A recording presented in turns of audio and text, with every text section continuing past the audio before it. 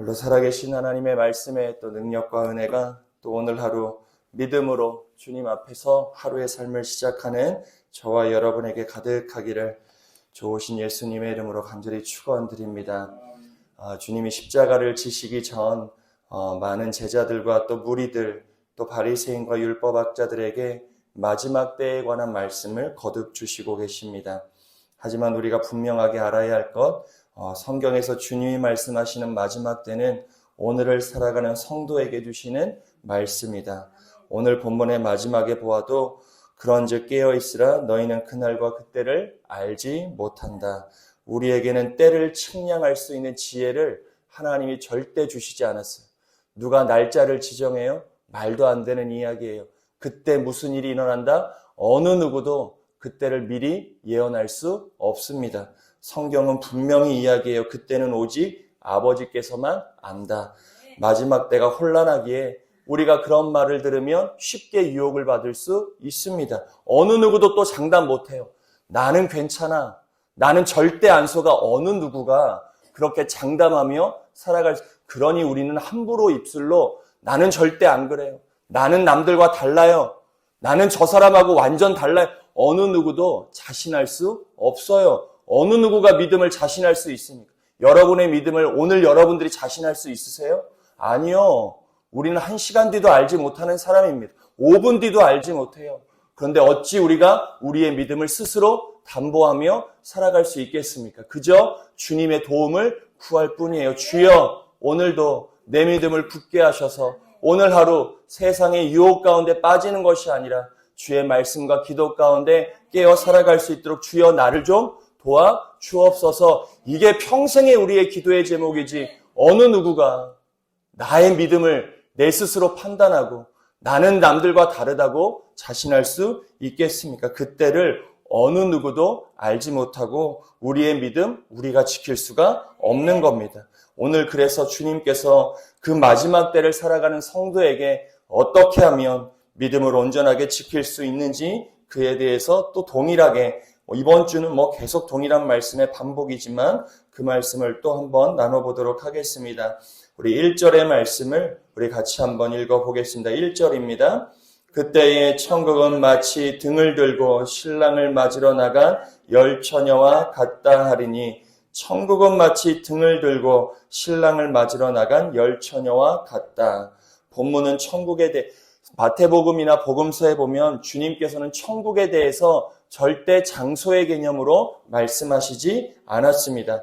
여기 있다 저기 있다 할 것도 아니라고 말씀하셨지요. 하나님께서 예수님께서 말씀하시는 천국에 관한 비유는 하나님 나라 백성 성도가 예수님의 재림 예수의 다시 오심을 어떻게 준비하며 살아갈지에 대한 말씀이라 할 수 있습니다. 주님이 나를 통치하시기 위해서 주님이 오늘도 나를 다스려 가시기 위해 내가 어떠한 삶을 살아가야 하느냐. 우리는 주님의 통치 안에 거하는 삶을 갈망하며 살아갑니다. 내 계획이 아니죠. 내 뜻이 아닙니다. 오직 주님의 뜻이 성령님이 내 삶을 이끌어 가시기를 우리가 기도하는데 그게 거저되지 않아요. 입술로 기도한다고 되지 않습니다. 우리가 그렇게 마음 먹는다고 하여 그런 삶이 자동적으로 사라지지 않아요. 오늘 본문이 그런 것을 이야기하지요. 모든 사람들이 준비하고 있습니다. 열 처녀의 비유지요. 열 처녀 중에 5 처녀만 등을 준비하고 5 처녀가 등을 준비한 게 아니라 모두가 다 등을 준비해요. 여기 있는 분들이 다 등을 준비합니다. 저도 등을 준비하고 여기 계신 분들도 다 등을 준비해요. 근데 문제는 뭐예요? 그 등을 준비한 모두 가운데 슬기로운 자가 있는가 하면 미련한 자가 있다는 거예요. 여기 모두가 등을 준비하고 앉아 있지 않습니까? 오늘날의 그리스도인들 성도들 모두가 다 등을 가지고 주님을 기다리는 성도의 모습 다 갖추고 있어요. 여기 앉아 있을 때 제가 말씀드렸잖아요. 누가 믿음이 좋은 사람인지 구분이 안 돼요. 구분하실 수 있으세요? 여러분들 나오셔서 이 권사님 믿음 좋으니까 이쪽, 믿음 안 좋으니까 저쪽 그렇게 여러분들이 구분하실 수 있으세요? 저라고 구분할 수 있어요? 못해요. 여기 앉아 있으면 다 믿음 좋은 사람들로 보입니다. 다 믿음 있으니 여기 앉아 있지요. 그런데 오늘 주님의 말씀은 그 가운데 슬기로운 자가 있는가 하면 미련한 자가 있다는 거예요. 오늘 말씀을 우리가 그런 마음으로 받아야 주여 나는 슬기로운 자입니까? 나는 미련한 자입니까? 오늘 우리가 그것을 확인할 수 있어야 됩니다. 2절에 보니 다섯은 미련하고 다섯은 슬기 있다 이야기합니다. 그런데 이 말씀 이전에 마태복음 전반부에 보면은 주님께서는 슬기로운 자와 어리석은 자를 마태복음에서 한 번 더 말씀하신 적이 있어요. 오늘 본문 이전에 어떤 것으로 말씀이 선포되어졌을 때 말씀을 지켜 살아가는 자는 슬기로운 자다. 말씀을 행하지 않는 자는 미련한 자라 주님께서는 말씀하신 적이 있습니다. 그 주님의 말씀을 이 비유로 끌고 들어오면 기름은 무엇인가가 분명히 해석될 수 있어요. 미련한 자들은 등을 가지되 기름을 준비하지 아니한 자예요. 슬기로운 자는 기름을 준비한 자죠. 우리 3절과 4절의 말씀, 2절의 말씀을 같이 한번 읽어보겠습니다. 미련한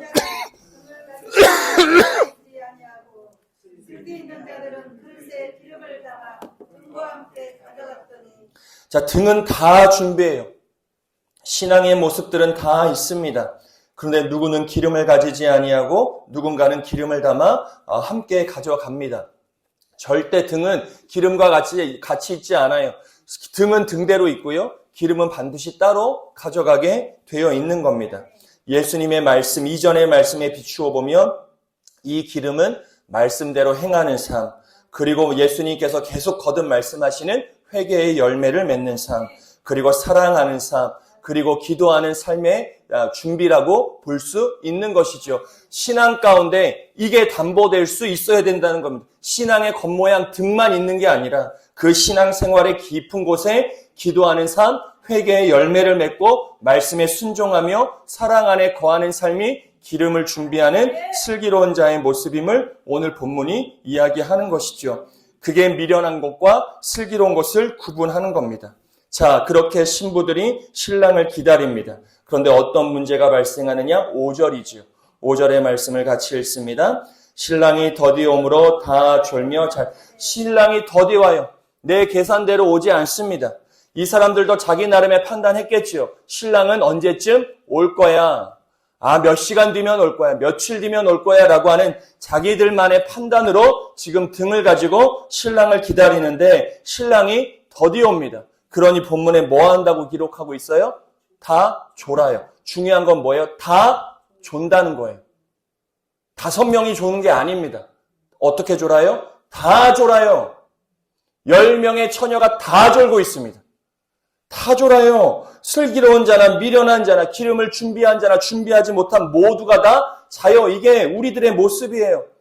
주님의 재림, 주님이 언제 오실지 모르니 우리가 다 잠을 자고 있는 것이라 할 수 있죠. 감정이 식어요.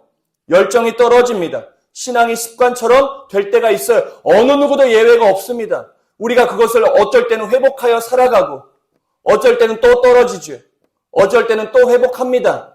내 힘과 능력으로 회복하든 은혜가 주어지든 우리가 늘 회복하고 떨어지고 회복하고 떨어지고 신랑이 더디오니 우리 영혼이 늘 잠잘 때가 있더라는 거. 예외가 없어요. 누구 손가락질하지 마세요. 다예요. 내가 졸고 또 내가 깰 때가 있어요. 신앙은 절대 누군가를 판단하는 게 아닙니다. 신앙은 내가 하나님 앞에 서는 거예요. 내가 내 믿음을 하나님 앞에 지키는 거예요. 내가 내 믿음을 온전하게 하기 위해 오늘 본문 마지막 절 내 믿음 어느 누구가 대신해 줄 수 없어요. 여러분들이 여러분의 자녀의 믿음을 대신합니까? 아니요. 자녀의 구원은 자녀의 문제예요. 죄송한 말씀이지만 남편의 구원도 마찬가지예요. 내가 남편이 할 몫을 내가 다 한다고 남편이 구원 얻습니까? 아니요. 어느 누구도 마지막 때에 신랑을 오는데 신랑을 맞이하는 신부의 자리에 어느 누구의 믿음도 대신할 수가 없어요. 목사가 여러분들을 대신해 줄 수가 없습니다. 내 사랑하는 사람이 나를 대신하여 믿음을 지켜낼 수가 없어요. 중보는 하지요. 간절한 마음으로 중보할 수 있지만 결국 마지막 때의 마지막 문제는 내 믿음을 가지고 해결해낼 수가 있어야 되는 거예요. 신랑이 더디오니 다 잡니다. 감정이 식어져요. 주님이 오시지 않으니까요. 당장이라도 오면 내가 충만한 마음으로 오늘 하루 열심히 살고 주님이 오시면 너무너무 기분 좋겠는데 그렇지가 않아요. 1년을 기다려도 2년을 기다려도 3년을 기다려도 10년, 20년을 기다려도 30년을 기다려도 주님이 오시지 않아요. 그러니 뜨거웠던 열정도 사그라들지요. 열정이 있었던 마음도 다 식어집니다. 그리고 신앙의 껍데기만 남을 때가 많이 있어요. 새벽이니까 교회 와서 그냥 습관적으로 기도할 때도 있어요. 여러분들이 그렇다는 게 아니라 그런 신앙인들이 있어요. 아유, 수요일이니까 뭐 교회나 가봐야지. 아유, 주일이니까 예배나 좀 드려봐야지. 마치 주님을 위해 무언가 해드리는 것처럼 우리가 신앙생활할 때가 있더라는 거예요. 10명의 처녀들이 신랑이 더디오니 그런 마음으로 다 잡니다. 그런데 6절에 보니 밤중에 소리가 나죠. 드디어 신랑이 오는 겁니다. 이에 10처녀가 다 일어나 자신들이 준비한 등을 가지고 나아갑니다. 그런데 어떤 일이 이루어집니까? 기름이 있는 자와 없는 자가 구분되어지지요. 이때 미련한 기름 준비하지 않는 자가 뭐라고 얘기합니까? 8절의 말씀이에요. 8절의 말씀을 같이 읽겠습니다. 미련한 자들이 슬기 있는 자들에게 이르되 우리의 등불이 꺼져가니. 자, 미련한 자들이 이제 신랑을 좀 맞이하러 가보려고 했는데 자신이 준비한 기름이 똑 떨어진 거예요. 안 가져가진 않았겠죠. 조금 있었는데 그마저가 떨어진 겁니다. 그러니 옆에 많이 남아있는 것처럼 보이는 슬기로운 자에게 기름을 좀 나눠달라 이야기합니다. 이에 대해 슬기로운 자들이 뭐라고 대답하느냐? 9절의 말씀입니다. 같이 한번 읽어보겠습니다. 슬기 있는 자들이 대답하여 이르되 우리가 너희가 쓰기에 다 부족할까 하노니 차라리 파는 자들에게 가서 너희 쓸 것을 사라 하니. 뭐 어때요? 좀 나눠줄 수 있는 일이잖아요. 많이 있으니까 이제 곧 신랑 오시는데 기름 많이 한 준비자가 못한 자를 준비해 줄 수 있을 것 같아요. 이 말이 그런 말이 아니에요. 말씀에 순종하는 삶, 회개의 열매를 맺고 사랑 안에 거하는 삶을 어느 누구도 나를 대신하여 해줄 수가 없는 자기 문제임을 오늘 본문이 분명하게 말하는 거예요. 그러니 사랑하는 여러분, 여러분들의 가정 안에 구원의 문제가 왜 없으세요? 자녀가 구원받아 예배의 자리를 회복해야죠. 남편이니 아내가 누군가가 그런 자리에 앉아 있어야 되잖아요. 나와 같이 이를 위하여 우리가 목숨 걸고 기도하며 그 일을 이루어낼 수가 있어요. 내가 대신해 줄 수가 없어요. 내가 예배를 1000번 드린다고 하여 내 자녀를 구원을 내가 담보해 줄 수가 없어요. 그러니 오늘 우리의 자녀가 우리의 가정에 있는 가족 구성원이 하나님 앞에 등과 기름을 준비하는 자로 우리가 함께 만들어갈 수 있어야죠. 교회의 사명이 그래요. 그래서 교회가 끝까지 영혼 구원의 사명을 감당해낼 수밖에 없는 겁니다. 대신해 줄 수가 없어요. 우리가 열심히 기도한다고 하멸 지역에 있는 사람들이 다 구원받는 게 아니에요. 그러니 우리가 한 사람이라도 주님 앞에 나와 등을 준비하고 기름을 준비하는 삶을 살아가게 할 수밖에 없는 것. 대신해 줄 수가 없어요. 기름 좀 주면 될 것 같은데 안 된다는 거예요. 안 돼요. 이제 문이 곧 닫혀요. 주님께서 하시는 말씀이 13절인 거죠. 결론은 이제 13절인 겁니다. 우리 13절의 말씀 같이 함께 읽어보겠습니다. 그런즉 깨어있으라. 너희는 그날과 그때를 알지 못하느니라. 신랑이 언제 오는지 알 수 없어요. 여러분, 오늘이라도 오시면 어떡하겠어요? 오늘이라도 오면 나는 좋을 수 있겠죠. 여러분들의 자녀는요? 나팔 불 때 자녀의 이름이 불립니까? 하늘에서 내 자녀의 이름이 불릴 것 같으세요? 여러분들의 공포나 어떤 두려움이 아니라 우리가 그런 영적인 갈급함이 있어야 돼요. 영혼에 대한 갈급이 우리에게 있을 수 있어요. 나 하나 좀 만족한다고 되는 문제가 심지어 사실 나도 어렵죠. 저도 어렵습니다. 오늘 말씀 빗대 나는 안전한가? 나는 슬기 있는 자인가? 저도 담보할 수 없어요. 저도 미련한 자예요. 나 좋을 때는, 제가 기분 좋을 때는 말씀 안에 거하며 말씀대로 사는 거가 기쁠 때가 있지만 제 마음이 힘들고 어렵고 조그마한 섭섭한 마음이 들고 조그마한 분한 마음이 들면 저도 미련한 자의 삶을 선택하여 살아갑니다. 그러니 우리 모두가 먼저는 슬기로운 자가 되기 위한 애씀이 있어야겠지만 우리의 자녀와 자손들도 이 자리에 설 수 있도록 우리가 끊임없이 중보하며 우리가 애쓸 수 있어야 하는 것이죠. 사랑하는 여러분, 등은 다 준비해요. 등 준비했다고 안심할 수 있는 게 아니에요. 등은 다 들고 있습니다. 그런데 그 안에 여러분들의 기름이 있는지를 점검해 보세요. 기름은 다른 걸로 채워지지 않습니다. 기름은 오직 기도와 회개와 말씀과 사랑 안에서만 채워질 수 있는 거예요. 겉모양의 신앙, 그럴듯해 보이는 걸로 우리가 착각하며 신앙하는 것이 아니라 우리의 내면의 기름을 늘 준비하는 신앙을 살 수 있어야죠.